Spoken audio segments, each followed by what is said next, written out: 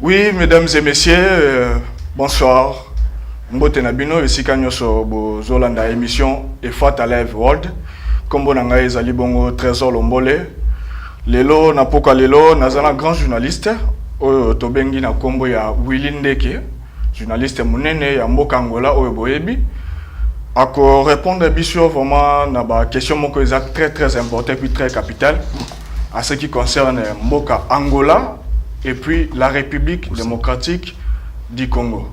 Donc bozala vraiment branché boyoka ndenge nini makambo et c'est pas ça ka awa na Angola pe ndenge nini et c'est pas ça tango mboka oyo et pas ça qui ba moment moko difficile o tobengi na kombo ya guerre.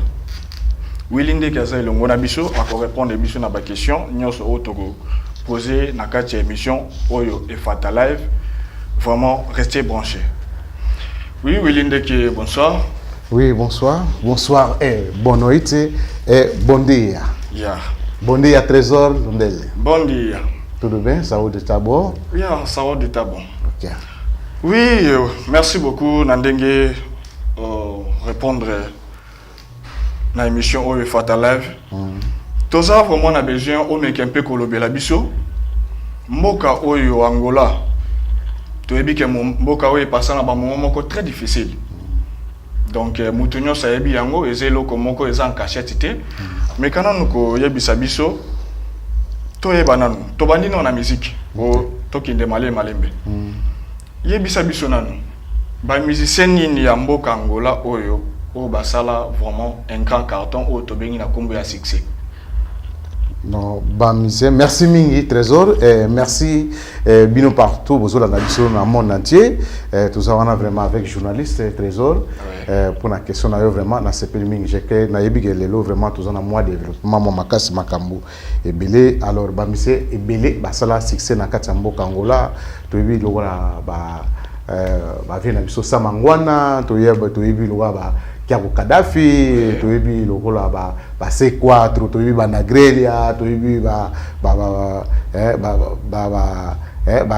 Mestre Dangui, donc tu ebi en tout cas ebele ba yo la ciment, tu ebi lokola ba Ari, donc on a côté basi quoi. Donc vraiment awa bango Angola ba mise vraiment ba sala succès parce ça ebele en plus to lo banet que ba grand frère na biso ebele pe o ba ebele pe ba kufa na bango donc vraiment ba mise angolais o ba sali succès ba ça vraiment ebele.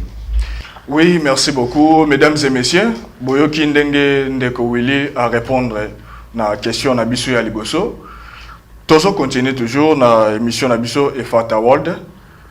Vraiment yakoloba mingi zate ndeko Willy.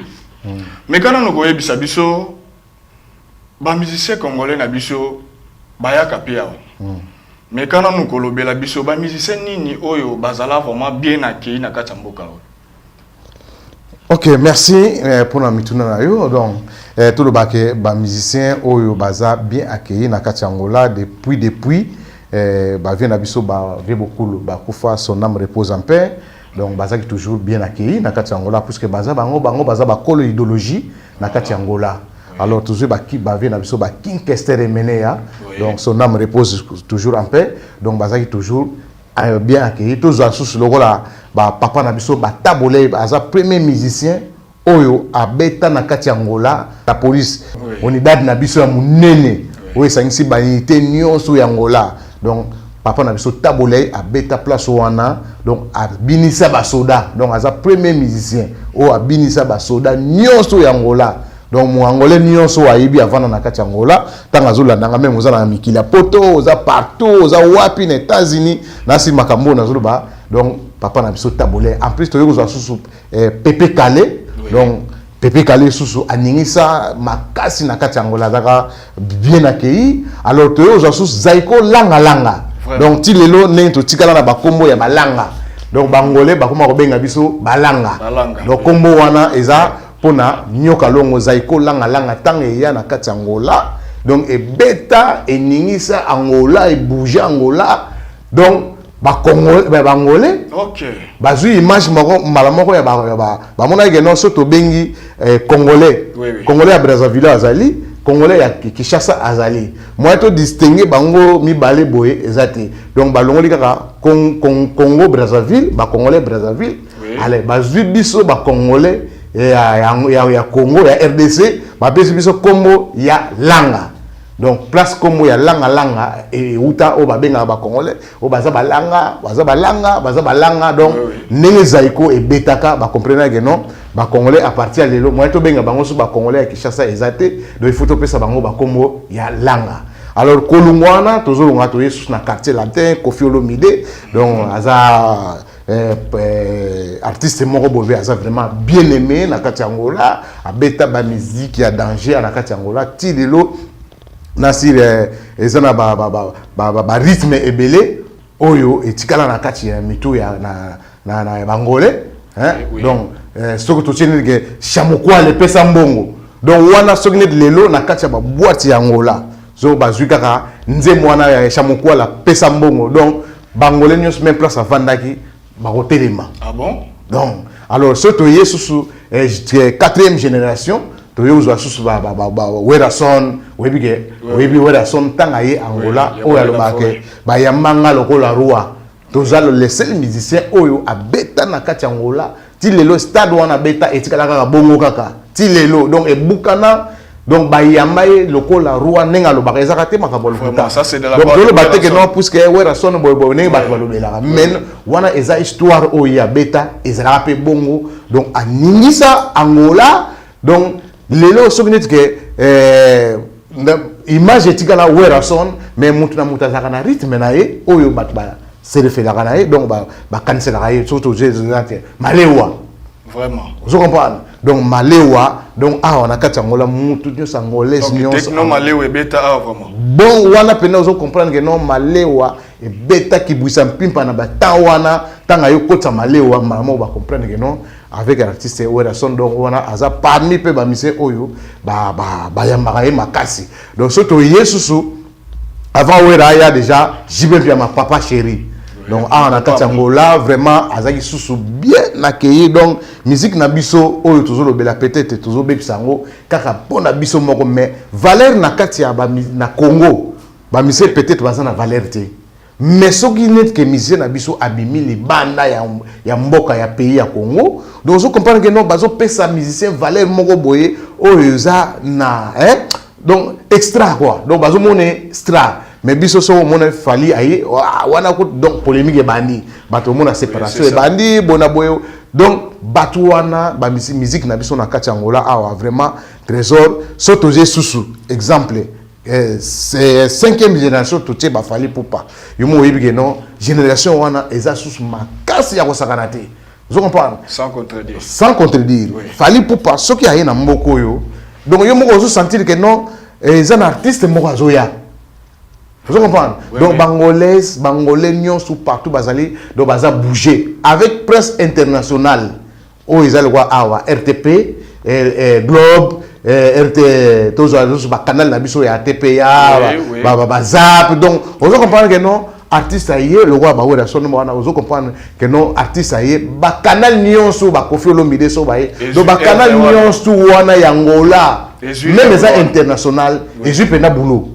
En tout cas. Vous comprenez? Oui. Donc, ce qui est l'artiste, donc, la fait là, les padres.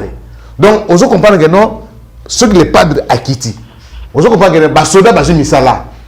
Vous comprenez? Pour les gens, basoda musus bazar na kati Angola awa, bana musala soda na zo bouloté. Na la tokate que non teni na yepena et toka. Donc, on comprend que non né là bolelo malgré tout ba futa nga salaire, mais na comprendre que nous autres na ma bibi. Les padres fait là. Donc, vous voyez, vous comprenez que non, la police pena ezui musala. Donc, vous comprenez que non, après que vous avez musala, il y a une intervention. Il y a l'ambila, et où les bandes bayabo appuyer sur ce bango pour que vous ayez ébélé pour nous bimsa artiste abima na kati ya aéroport. Azara. Tous le logo là, héritier Watanabe. Azara parmi les musiciens oyo, baye na kati ya Angola. Ba porte, moni ba porte ya aéroport. Oui. O ezala geno ezokende so muta telemi bukani boda bodong ezokende lede ezofungama. Donc les artistes wa markanga na mona geno ba porte ya aéroport ya ngomi bale wana e bukani. Donc producteur a juste ce problème. Donc il faut affouter sous la porte wana. Donc on zomona que non ba misé na biso partout ba kinaka wana et ça na ba valeur moko boye o eza peut-être na kati ya RDC bazoka valeur te donc mais na kati ya libanda ozo comprendre que non vraiment ça va ba Fabregas donc ozo comprendre avec musique na Yamado. Oui oui. Donc Yamado et Bini. Donc, on comprend que non, Angolais, nous sommes en 5 bina, en plus, Bilamba peut échanger. Comme on l'a tassé, on comprend que non, mon tout, on changer style. Style Yamado. Attends, on a quelle Europe particulièrement de vendre de Yamado, de Fabregas. Donc, on comprend que non, monsieur Baza vraiment, la valeur, Baza bien accueilli dans Katia. Angola. Donc, on a le Belaga Angola. On a évité, Poto, Afrique du Sud. Non, on peut mawana. Ok. Oui, Yaouli, Toyokio. Mais toko sepela pe toyeba na tuna mutuna moka muke pourquoi ba musicien na biso bazalaka beaucoup plus respecter libanda que na kati ya mboka na biso la République démocratique du Congo pona nini libanda bazo reconnaître valeur na bango mais biso moko toyeba ka vraiment mutu ya na bango te valeur na bango na kati ya mboka na biso pona nini bongo donc eloko wana na repesa faute eza epa ya peuple congolais. Donc on a appelé ça force et pas le gouvernement de Congo. Vous comprenez? Pour nini ko honorer mutu so ka kelibanda mais na kati ya mboka na yo ozo honorer te. Donc erreur ezali à partir ya politique na biso ya Congo. Vous comprenez? Donc ceux qui ba yebike culture eza base parmi ba richesse. Ba comprendre que non artiste aza muta ko négliger te, musicien aza muta ko négliger te, muta théâtre aza muta ko négliger te. Je donne l'exemple pays na le roi Nigeria. Oui. Qui a adopté $1 milliard. Donc 1 milliard à la culture. Ba trouva nini? Ba comprendre que à part diamant, à part or, à part bilanga, mais ezana ba bilanga mosusu oyo et pesaka sentiment na monde pe na mokili mobimba et était ya kapé susu bon baza pe ba éducateur donc baza ba professeur baza ba pasteur ba comprendre à part pe ba pasteur tous ça susu na ba musicien à part ba maître tous ça susu na ba musicien tous ça na ba pe ba théâtre. Oui. Vous comprenez? Oui. Donc gouvernement ya Nigeria qui a adopté $1 milliard ba na culture pour ba que base ya vie ya motu. Donc à part ba pasteur, à part école, à part église, mais ba musicien peut bazoper sa base pour la contribution ya vie ya moto. Alors comment expliquer na kati ba fête ya ba konzi wana kaka ozo wana ba congolais ba konzi wana ba betaka nzembo te o soki ya marque nini mais o kaka ba ko beta na kati ba fête ba nzembo ba musicien. Oui. Sauf que tu es dans l'église. Vous comprenez? Que non, les lois ben si ba mise kingani. Donc tu as na ba prière. Na kati ba église wana. Donc oyo kwa que non ba kozwaka ba nzembo ya nzambe, ba mise ka ya nzambe wana, bazo pesa, bazo tia na kati ba église. Alors, place ba autorité na biso ba vandi. Ba bula ata eloko moko te. Que non bato oyo, baza bato moko, il faut bazala na aller donc to tia bango na top. Vous comprenez? Tu peux savoir valeur na bango, tu as moyen na biso, vous comprenez? Pour bateau basala nini, bateau moama. Vous comprenez? Musique ezala na frontière te. Lingala oyo biso to yemba wana et que na kati États-Unis. Tous on exemple Michael Jackson. Banze mususu ayemba wana. Bato balanaka babina kaka danse. Babina kaka ba makambo ya zosala. Bato mususu ne baza wana même au ba congolais baza na kati ba bali wana ba yibi Michael Jackson bazo bina bazo imiter kaka o nyoso mais parfois malobo Michael nazo yemba wana bato ayoka kangote vous comprenez pour ça yo en anglais mais tellement que Amérique a pesa valeur et pas ya Michael a pesa valeur et pas ya ba Beyoncé wana ba mise ya Gayar wana a bimisa bambonga matcha bango ba komisa bango na top donc bino nyonso na mokili partout bozali donc bokolanda bango boyoka anglais te mais tellement que aza star monene bokolanda oyo azo sala vous comprenez? Oui, donc eza lokola biso na kati ya Congo donc gouvernement congolais donc aza na ba point moko oyo azo négliger donc il y a zo bouleka kana pour développement ya Congo et comment donc il faut bazaka na diamant bazana cobalt bazana pétrole bazana boye mais non tant aux opé sa valeur na eloko wana te culture aux opé sa ngo valeur te nous c'est la culture voilà biso histoire na biso e bandina culture o ezo distinguer o monende vandi boy ozo comprendre babila moto tia awa ezo distinguer biso na ba chemise to lati ozo comprendre que elamba on a lati mondele mutatongi mais so on a lati oyo na lati elamba oyo be na lati elamba oyo ezo lekisa ngai identité na nga elembo na nga naza africain voilà donc c'est ça donc eloko oyo pour mutu azala na image wana il faut za ba président na biso ya mboka ba ministre na biso ya culture ya Congo hein donc il faut bazala ba gouverner na biso il faut bazala na image ya culture so ozana image ya culture te o négliger ba musicien o négliger no ba théâtre o négliger ba misa nzambe o négliger na yo nini ba église donc c'est ça donc il faut ozana culture na mutu na yo o reconnaître que ne attendre na za bona lati costume na lati cravate mais eza yangati donc culture na culture na biso biso na kati ya Congo culture wana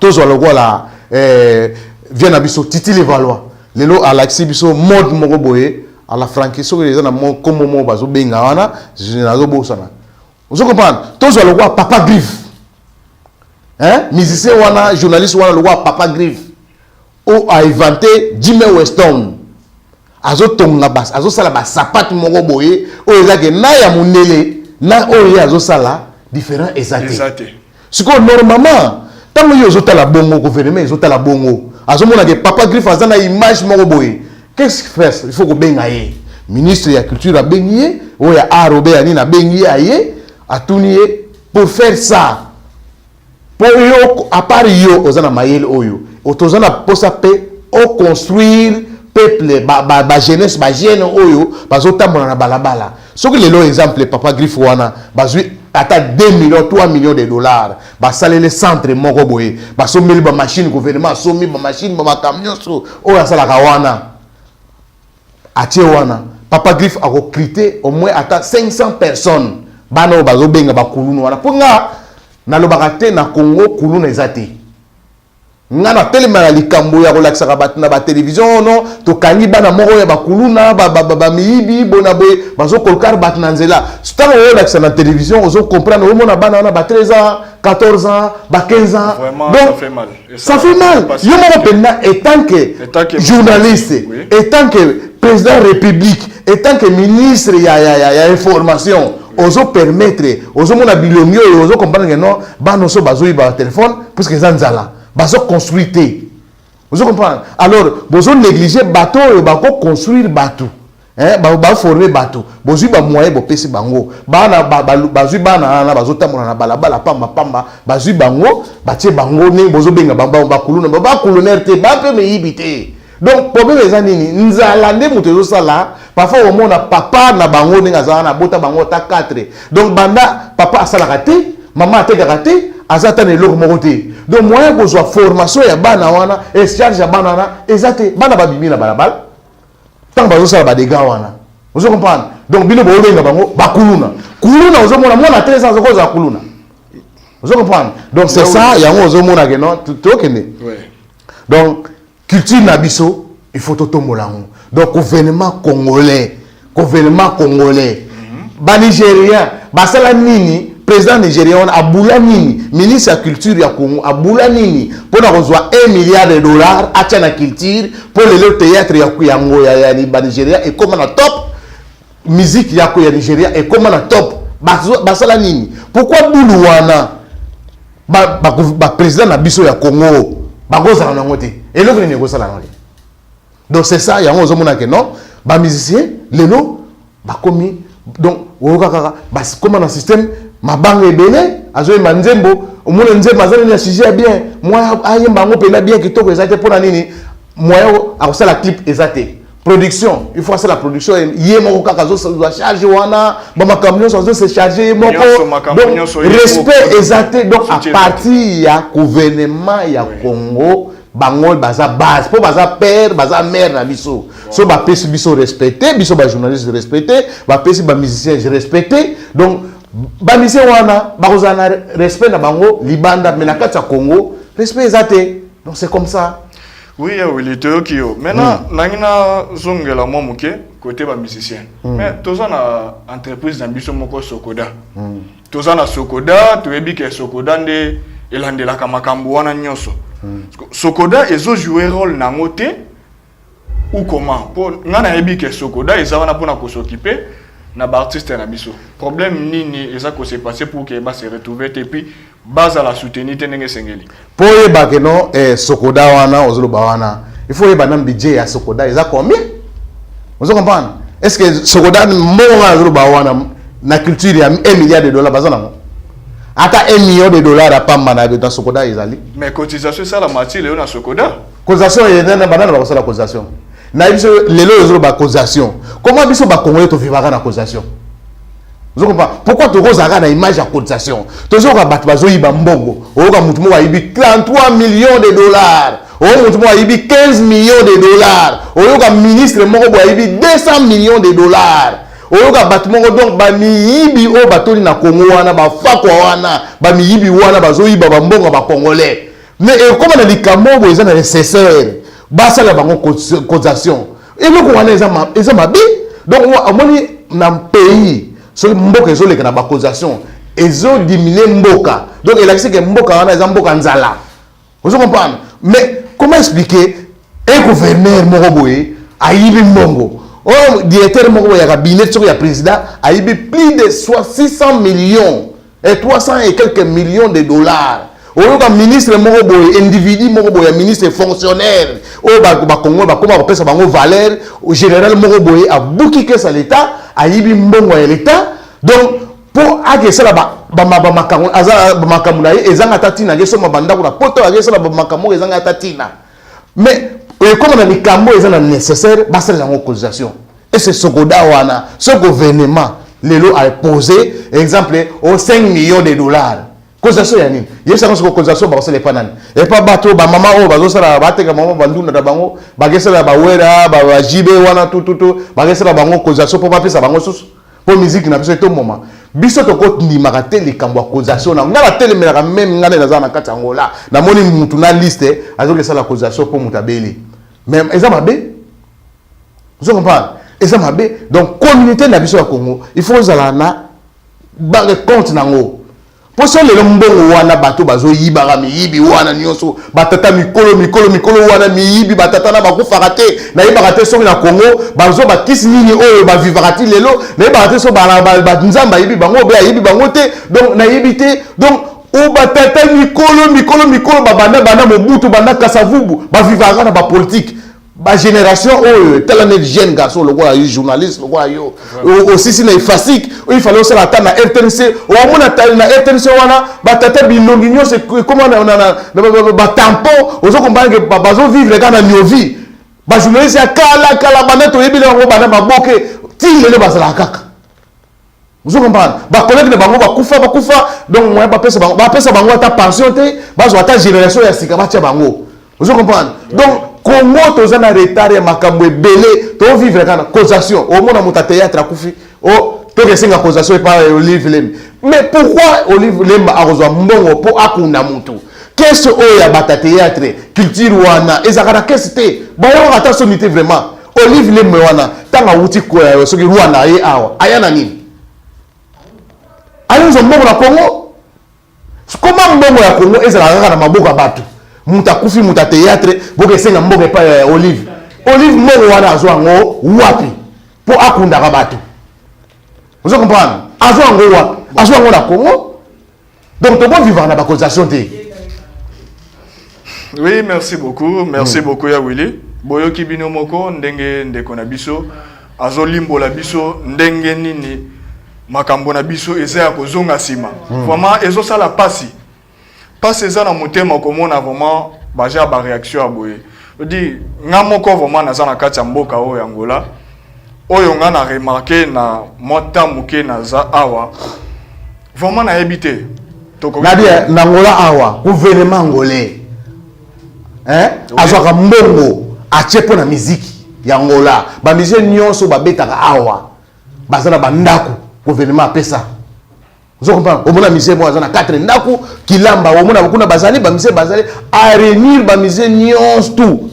bino il faut que ça aille na sima na biso ba gouvernement ngolais azwa batuni ba biso ba même yo journaliste ozo sa na TPA mais ba lokela yo musala na société moko boy kena ko sala kuna à part que zo journaliste salaire kuna donc kuna pe oza na salaire na yo musicien ngolais o mona ba musicien awa ba sa ba donateur na ba banque gouvernement appelle tcha bango na ba misala pour les musiciens ngolais oui pour lui que non na musique go échouer oza pas père de famille oza responsable oza nga chemiste oza nga limite bien de société wana place ozo sala wana ezana capable de charge na yo au moins ba yo la semaine ba na ba banque oyeba au moins ba nagrela ba zo sala publicité ba empresa ba société ba na 4 na 4 ba zo sala kuna yo mo sala na yo na awa ezaka ko lobelama exemple tous un exemple ba société na biso oyo ya Congo ba Bralima wana depuis 1972 biso pe na to botanité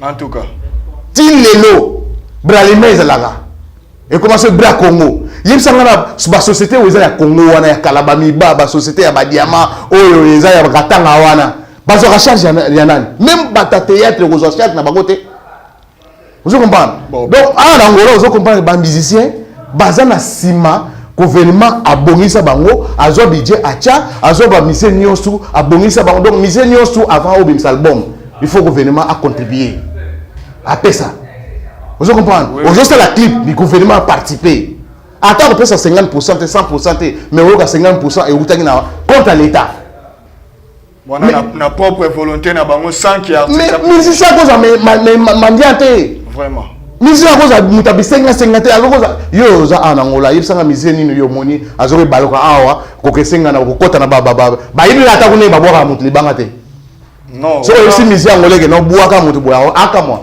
na ko sala ndenge wana penza ozana raison wana penza ozana raison pour depuis nazalia wa non na yoki nanga libanga moko te pour na zolanda vraiment na zolanda yebsanga na musicien ngolais nini oyo yoka ayema mutu kingalo ayemi ministre o ayemi boye o ayemi boye ayemi bobo nani musicien nini bayemba nzambe bayemba banzemu na bango na makambo ezo salama bayemba ka mutu te awa parce que po bayemba yo il faut une histoire oyo mboka ezo mona que no gaso oyo bayemi na ba musicien aza na histoire mo ka salisa Congo aza na makambo azo sala awa vous comprenez donc ba musicien congolais ba comment oyemba o mona mutu pamba ateka na wenze o mutu mo ya pamba sala ke loko te musicien azo yemba ye vous comprenez nini aluka ta moi quelque chose ça nini acha na poche musique na ezaka liboso mais awa na ngola o ba yemba ka mutu te ba boka ni général te ba boka ni ministre te oyebi eloko mususu ezoboma Congo eza nini même son excellence président de la République monsieur Antoine Chilombo président na biso ya mboka ya Congo lelo il faut atelemela likambo yo batika ko bwaka ba il faut asola na ba asenga abenga bisa ba mise nyonso batika ko bwaka ba homme politique batika ko bwaka ba ministre batika ko bwaka ba général batika ko bwaka ba so ba gouverneur il faut batika ko bwaka bango baza ba fonctionnaire d'état c'est ça tant bino bozo yimba bango bozo bwaka bango baza na droit ko yiba mbongo pour il faut défendre kombo na ye oui le kombo c'est ça aza fonctionnaire d'état ba futaka ye aza mutu pamba yango mo na ngola awa yo ministre ni nawa ministre ko mona bazwaka ye comme homme ya gouvernement azo sala na gouvernement aza fonctionnaire donc président de la République aza na droit lobi so ka sala malamu te abengani ye vous comprenez le yo ebi awa mokonza mboko na biso o zo Lorenzo o ebi makambo salaka ministre ko sala to ngwa longoli abengani yo gouverneur abengani yo to do la longoli malamu so ko yibani mamo kacho si ke juyo et que memi na kacho vous comprenez pour ce que nous dit yibi ko ba pese responsabilité mo yibi awa na ngola ba big sakate donc ok malamu na kacho o ke répondre kuna o ke vérifier kuna 3 millions ba pesa 5 millions ba pesa yo o tia ngo wapi na kasho pourquoi biso peto landa pona ni teto landa pe lokolo wana to golanda lokolo wana te lokola ba ni ezanga biso mais problème eza biso na Congo to vivre na bandeko ya même le son excellence à lobby oh non il faut to tika justice donc Congo problème eza nini Congo ba pesa honneur vous comprenez que non le roi azande quoi général moi ba kanga ezate le roi azande quoi ministre moi ba kanga ezate zo ka mibeko za mibeko donc to zo ba na biso mibeko mais tellement tozana image moko to vivara nga so na sali likambo moye bakanga ezate puisque mutki ngani azali boso na nga mais awa na ngola soki akut général akoyebisa yo nga na oya défendre yo soki oza na raison mais soki oza na raison te kobenga kutu ngai te wana général ndazo akoyebisa yo même oza ndeko ministre oza ndeko général soki loi ekangi yo ana ngola koloba komeka noko koprononcer to nazaka ndeko ya Laurent Sokoko komeka noko kolonga wana tipo omona Sokoko te bon soko lobi likambo wana na yo okwese na problème de défendre problème ya kimoyibi na yo na marque na yo vous comprenez donc awa donc makambo ya ndeko ya ezalaka te donc eloko ezoboma Congo eza pona nini ngana sana ya na ngaza gouverneur papa na ngaza boye c'est comme ça tana sel na crime donc lobi la ta na côté na chaque cachot donc au moins cachot ya Congo prison ya Congo ezaka pona babola vous comprenez kaka seconde tozo mona kaka no bakangi Vital Kamerhe bona boye ba ministre wana po mukonza mboka appliquer loi au justice atik makambo na justice mais les autres le bazana batuso ba komo tele na justice ango bon ya Willy maintenant on part na auto kende un peu rapide parce que to komi ko tendre vers la fin mais quand nous ko s'adresser na chef de l'état na biso s'adresser na loba na ye transmettre un message na yo na ndenge oyo zo moni la makambo na biso ezo senga nini rôle nini faut jouer pour que acha mutu na place na ye pour que mutu a se retrouver. Merci. Oui. Pour la mutu na yo liboso eloko na olobanga na nyostu chef de l'état Antoine Chilombo président de la République ya RDC donc liboso ezana kolinga mboka na yo. Voilà. Bolingo, amour contre ba frère na yo, contre bandeko na yo, contre peuple na yo. Bolingo. Vous comprenez? Voilà. Au moins Nangola awa. To sali 35 ans de guerre, 35 ans. Wana ezaki guerre misura final azobunda onita azobunda mindele pe bazawana tout un peu la pe koto alobiga ngapa na rapona kufa pona peuple. Après 35 ans de guerre na 2002 oyo mokonza nani rebelle na biso Jonas Savimba ayokufa. Donc to kota na page. Président Angola a construit mboko pendant 18 ans.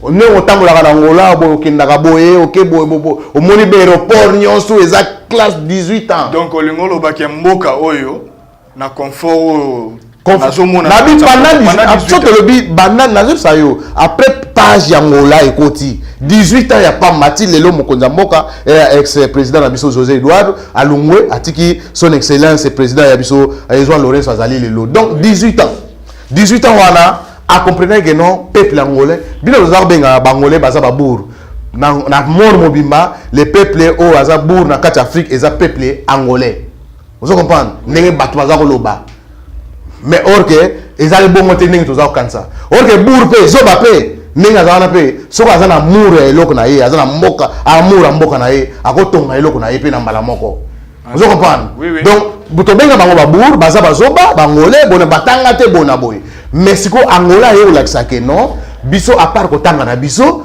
toza ba nembo benga biso toza bazoba mais toza na bolingo ya mboka na biso toza na amour ya mboka na biso donc pona mboka na biso ebonga il faut tosala nini tosangana tokoma liboke moko o Mobutu aloba papa bo moko mama bo moko ekolo bo moko vous comprenez lelo yo kotambola na kati Angola oyeba te ko waza malangine oyaza Sulani oyaza Mutalunda oyeba te so mutayebisi te mais kaka wilinde ke soko telemi boye identité ya wilinde déjà congolais azo défier nga déjà que oyaza Mutabandundu oyaza Muluba oyaza boye oyaza Mungala o courage oyaza ya Bangala donc congolais azo identifier ndeko na ye mais awa Angola ba yebi que nous tous sommes angolanos que des cabines à Kouné nous sommes uma sort donc mutu moko kaka voilà.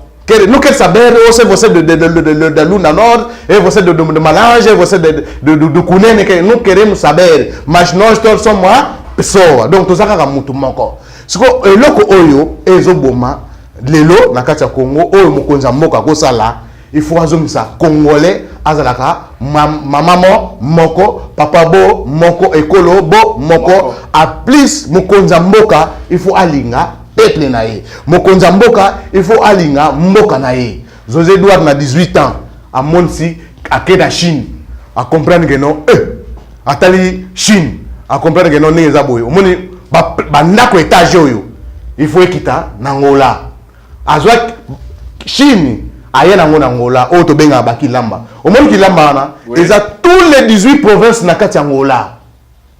Vous comprenez? Ils pas seulement na kati capitale. Ils na kati capitale Angola te. Tous les 18 provinces d'Angola qui lamba wana eza partout. En tout cas. Ake a comprendre que notre dans la Chine awana ke Hong Kong na ke boy na ba province nyonso tout ya Chine atambola. Ayota la geno autoroute. Soko olungwe na capitale ya Chine. Donc ozo ke meti na ba province nyonso tout.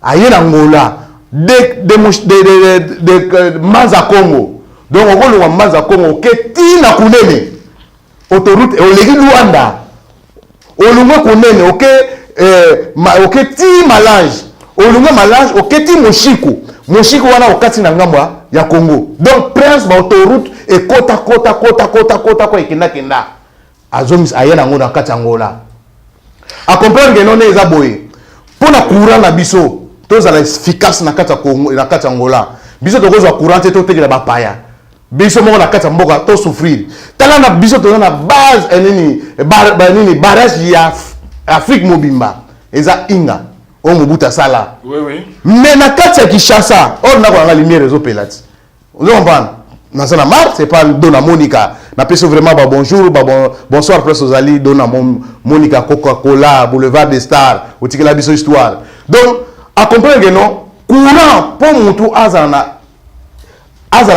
sauver les zalate azwa ayena ba chinois atali ba mai na biso o nyonso ezali awa tozana 5 barrages ya makasi na kati Angola.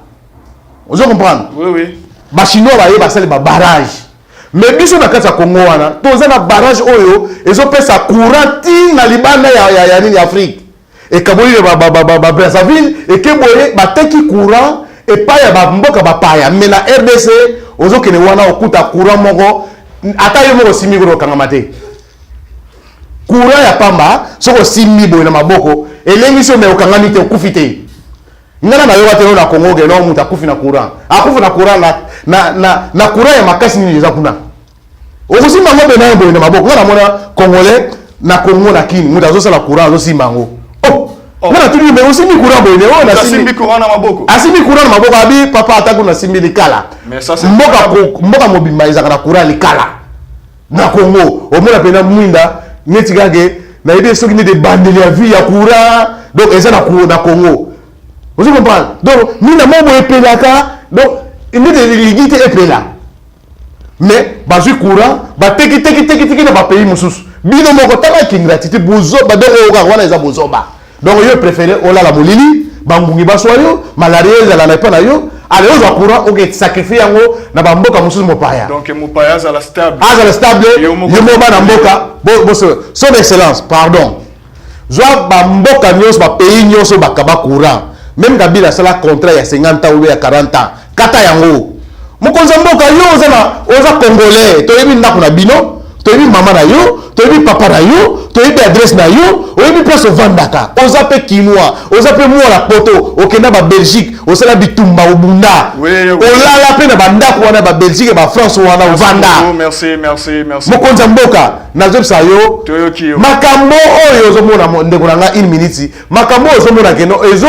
ezopesa nango bénéfice te pa ba congolais mokonza mboka oza na 99 000 80 000 comment 100 millions d'habitants to yeba te bana bazana peuple na yo banyama oyo nyonso bazaka na zamba bazaka na simana même bambisi bazana nyama bazana bayebali wana bayebi ke mokonza mboka na biso ezali Félix Tshisekedi mokonza mboka ozana ta oyo dialogue na bino soki nini so coalition na bino wana bokelo sala wana tozo mona ta iloko moko na coalition wana ozana 99 000 Kabila le père amona ke no ba Rwanda bazo compliqué aloba nini congolais nyonso bisike ozali so omoni Rwanda kangela ngaye mais eloko ba congolais bazozela oyebisa biso ke papa congolais bozo ba eleki mingi to moni nete bazo biso na colonisation mais toza ba congolais à partir à lelo soko moni nga mutu asala na FCC o asala wapi o Kabila oh boyebi da banda kuna bango place bo monde la nga bango boye la nga bango 2 minutes solution ezo ami tala mingi bazo samba bande kuna biso nani na Ituri ko kata bango ba kingo merci mokonza mboka merci beaucoup eloko atosenge pa na yo ndenge monde kwa lobi bolingo kaka oye ba ke Congo ezaka moko ya wana toko za suna Congo mususu te pesa biso ordre FCC wana 2 minutes c'est belé histoire na bango esimu ba Rwanda ba Kabila sisa histoire Kabila le père sisa histoire ba Rwanda na minute ya muke eloko ni ezo zanga yo vraiment mokonza mboka mutu batu moko boy ba nyoko la yo o constitution o coalition batu moko ba bimi ba sala 18 ans ba sala eloko te yibi ba yiba mboko ba lure ba tamse ba congolais ba kolongulu tinelo bilama madofolo ba congolais ba sala ngo ratilelo en tout cas merci